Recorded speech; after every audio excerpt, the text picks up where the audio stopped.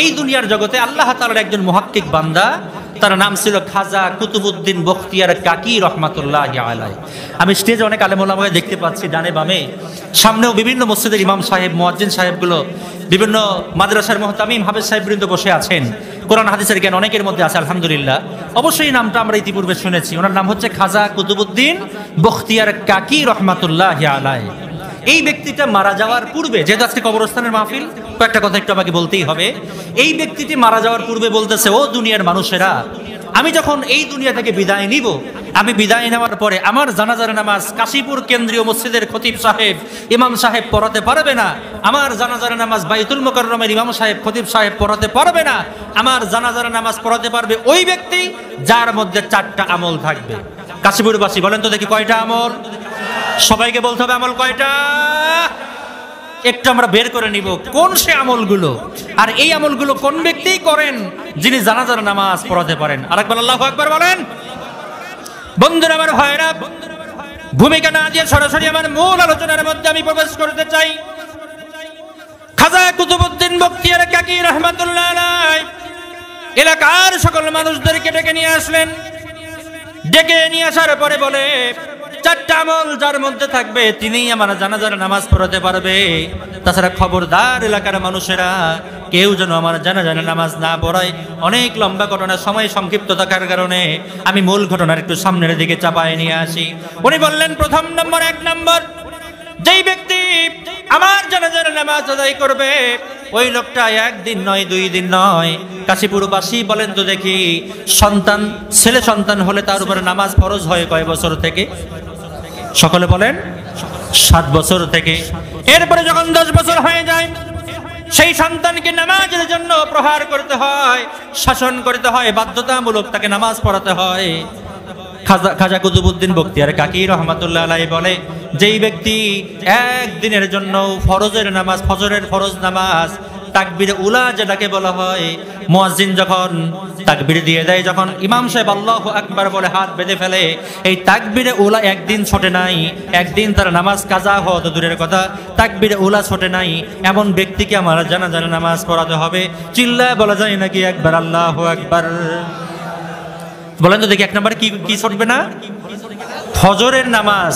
ফজরের নামাজে তাকবীর ওলা 1 দিনও ছোট নাই জ্ঞান হওয়ার পর থেকে, এমন ব্যক্তিকে জানাজার নামাজ পড়াতে হবে। আল্লাহু আকবার বলেন।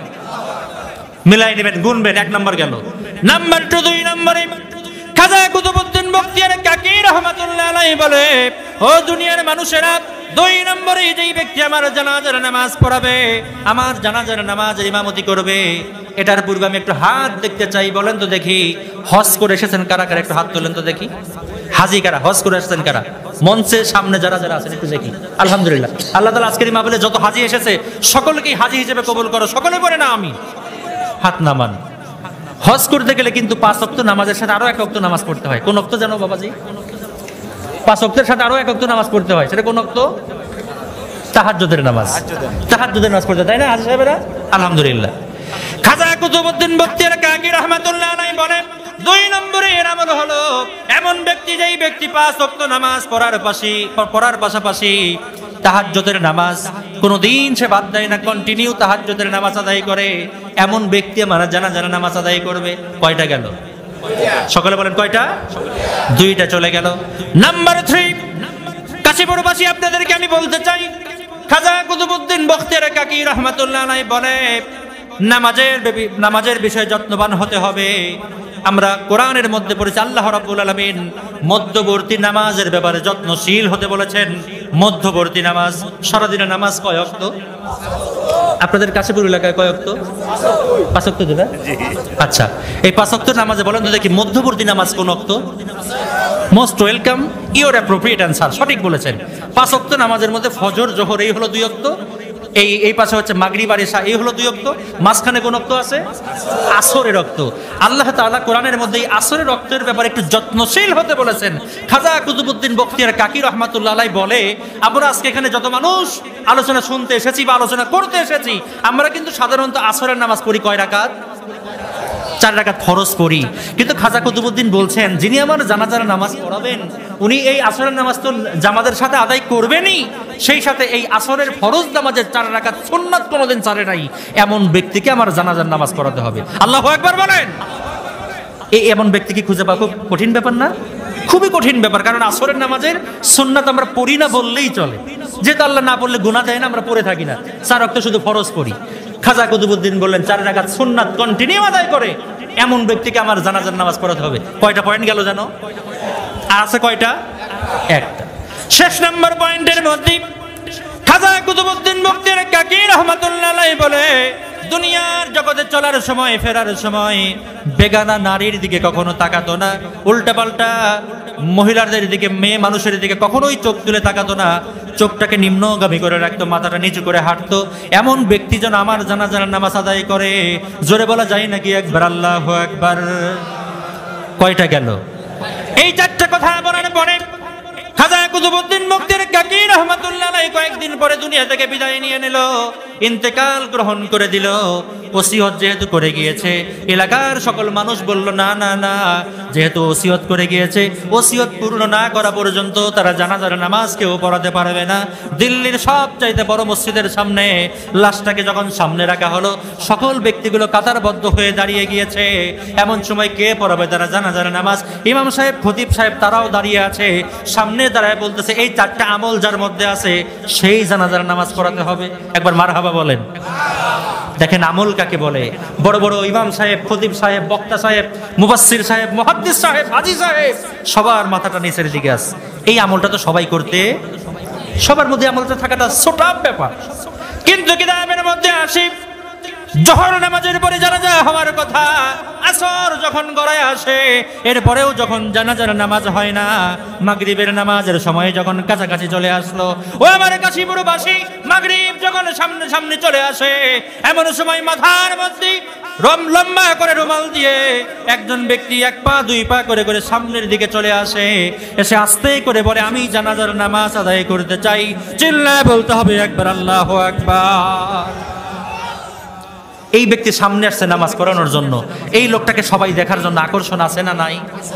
আরে কোন ব্যক্তি সামনে আসতেছে, কি এমন আমল, এত এত লম্বা আমল, এত ভালো আমল এই ব্যক্তিটা করে, এই ব্যক্তিটা আমরা সবাই একবার দেখতে চাই। সুবহানাল্লাহ বলে। সব ব্যক্তি তাকায় আছে, কিন্তু মাথার উপর কি দেওয়া আছে? রুমাল দেওয়া আছে, ঘুমটা দিয়ে, লম্বা ঘুমটা, কেউ যেন আমাকে দেখতে না পারে। সব ব্যক্তিগুলো মিলে প্রশ্ন করে কি তোমার পরিচয়? নামাজ, জানাজার নামাজ যেহেতু তুমি সামনে দাঁড়ায় পড়াবা, একটু তোমার পরিচয়টা আমরা জানতে চাই।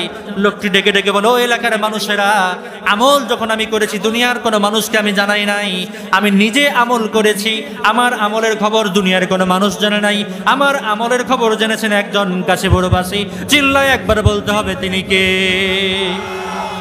লোকটা পরিচয় দিতে চায় না, এলাকার মানুষও ছাড়ে না, পরিচয় না দিলে আমরা জানাজার নামাজ পড়াতে দেব না। কোত্থেকে উড়ে এসে জুড়ে বসেছেন, আপনাকে আমরা একটাবার দেখতে চাই।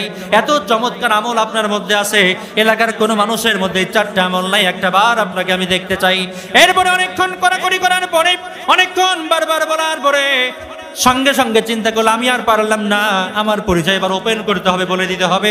সঙ্গে সঙ্গে যখন মাথার রুমালখানা সরায় দেয়, এলাকার সকল মানুষগুলো তাকায় দেখে, হারে এই লোকটা সাধারণ কোনো মানুষ নয়, তৎকালীন জামানার রাষ্ট্রপতি, তৎকালীন জামানার প্রেসিডেন্ট, এলাকার সব চাইতে নামি দামি একজন ব্যক্তি, আল্লামা শামসুদ্দিন আল কামাস তার নাম। চিল্লায় বলা যায় নাকি একবার আল্লাহু আকবার? ও কাশীপুরবাসী, আপনাদের সামনে আমি এই কথাটা বলার অর্থ হলো, ছোট্ট একটা প্রশ্ন আপনাদের কাছে আমি বলতে চাই। এই হাদিস থেকে আপনারা যেটা জানলেন, বলেন তো দেখি, যেই ব্যক্তিটা জানাজার নামাজ পড়ানোর জন্য সামনে এসেছে, যার মধ্যে 4টা আমল খুঁজে পাওয়া গিয়েছে, এই ব্যক্তিটা সাধারণ মানুষ নাকি নেতা মানুষ? এইবার ভেজাল হয়ে গেছে। কথা কিন্তু জোরে বলতে হবে, লোকটা সাধারণ মানুষ নাকি নেতা মানুষ? তাহলে সাধারণ মানুষের চাইতে নেতার মধ্যে আমল থাকবে কম নাকি বেশি?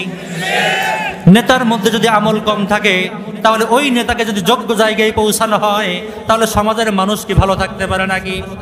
কাশীপুরবাসী, আপনাদেরকে আমি প্রশ্ন করতে চাই, যেই নেতার মধ্যে মুখে দাড়ি থাকবে না, ওই নেতাকে যদি সমর্থন করা হয়, তাহলে কি সুন্নাত মানা হবে নাকি?